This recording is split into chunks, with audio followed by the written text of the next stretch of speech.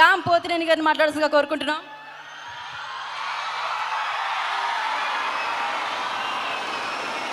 విశాఖపట్నం అది ఎప్పుడు వచ్చినా సౌండ్ తగ్గకూడదు. అందరూ బాగున్నారా? ఎట్లుంది ట్రైలర్?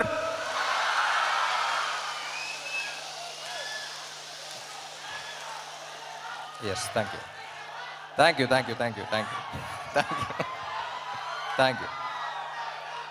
ఎప్పుడు మాట్లాడే ముందు బ్లాంక్గానే ఉంటాను యాజ్ యూజువల్, బట్ ఓకే మా థ్యాంక్ యూ. అసలే బ్లాంక్గా ఉన్నా. Thank you thank you thank you. 2018 December అనుకుంటా పూరి గారిని గోవాలో కలిసా.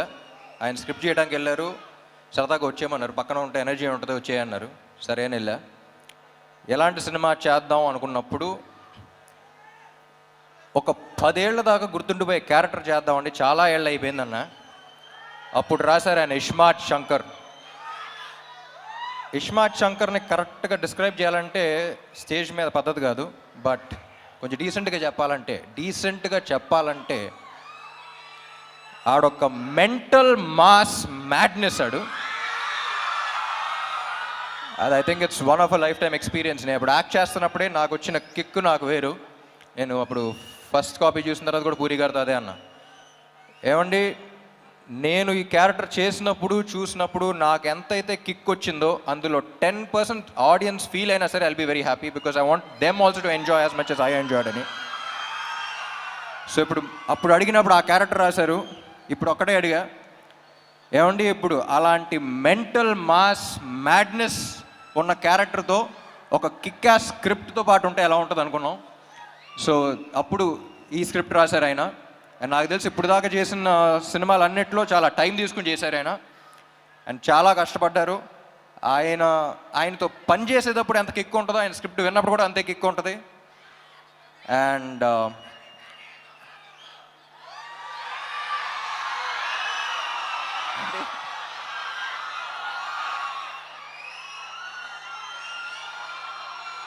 డైలాగా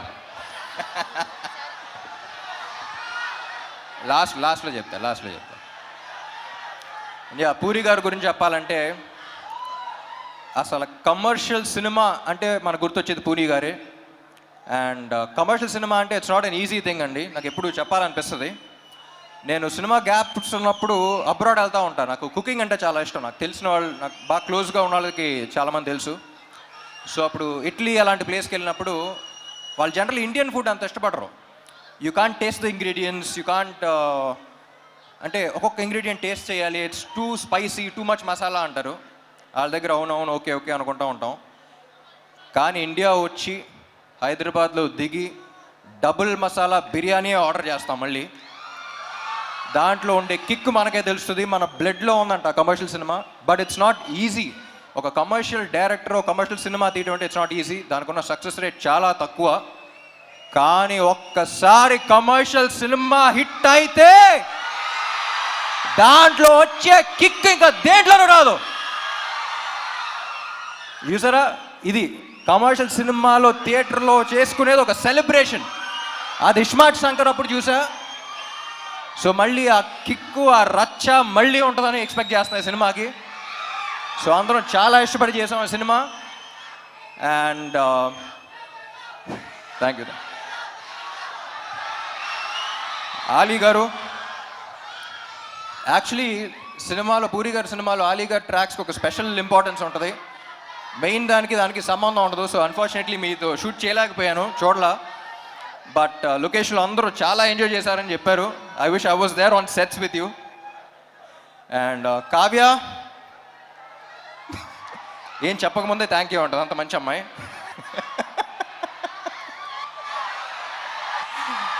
షీఈస్ అ స్వీట్ హార్ట్. ఇప్పుడు ఈ అమ్మాయి గురించి ఒక చిన్న క్యారెక్టర్ డిస్క్రిప్షన్ ఇవ్వాలంటే, లొకేషన్లో ప్రొడక్షన్ కుర్రోళ్ళని పంచదార అడుగుతూ ఉంటుంది. ఏదో బీపీ లో అయిపోయింది అనుకున్నాను నేను. ఒకసారి చూస్తే అక్కడ చీమలు వెళ్తున్నాయి, చీమలకి వెళ్ళి పెడతా ఉంది. సో అంత మంచి అమ్మాయి. సో చీమల్ని అలా చూసుకుంటుందంటే ఫ్యూచర్లో బాయ్ ఫ్రెండ్ ఇంకా బాగా చూసుకుంటుందని కోరుకుంటున్నాను.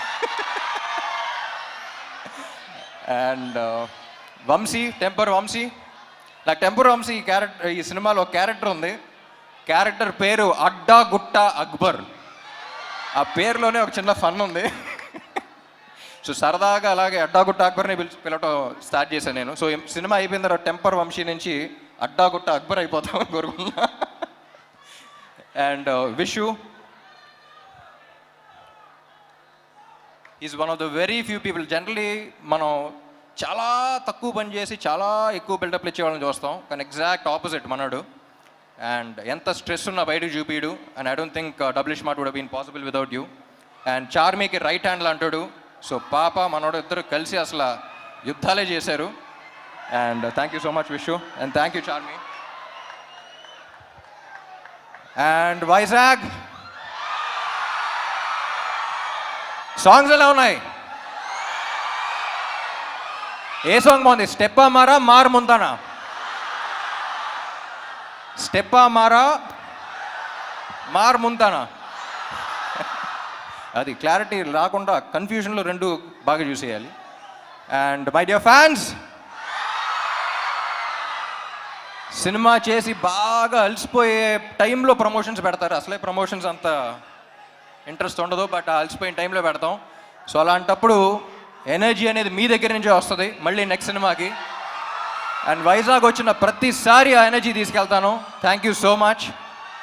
అండ్ కొంతమంది కుర్రోళ్ళు ఇందాక బైక్లో చూసా, చాలా జాగ్రత్తగా వెళ్ళండి ప్లీజ్. మీ ప్రేమ ఏంటో నేను అర్థం చేసుకోగలుగుతాను, కానీ మీరు బైక్లు అలా తోలుతుంటే నా గుండెలో రైళ్లు పరిగెడుతున్నాయి. సో అందరూ హెల్మెట్స్ పెట్టుకోండి. అండ్ సినిమా డైలాగా ఏంటి డైలాగేగా?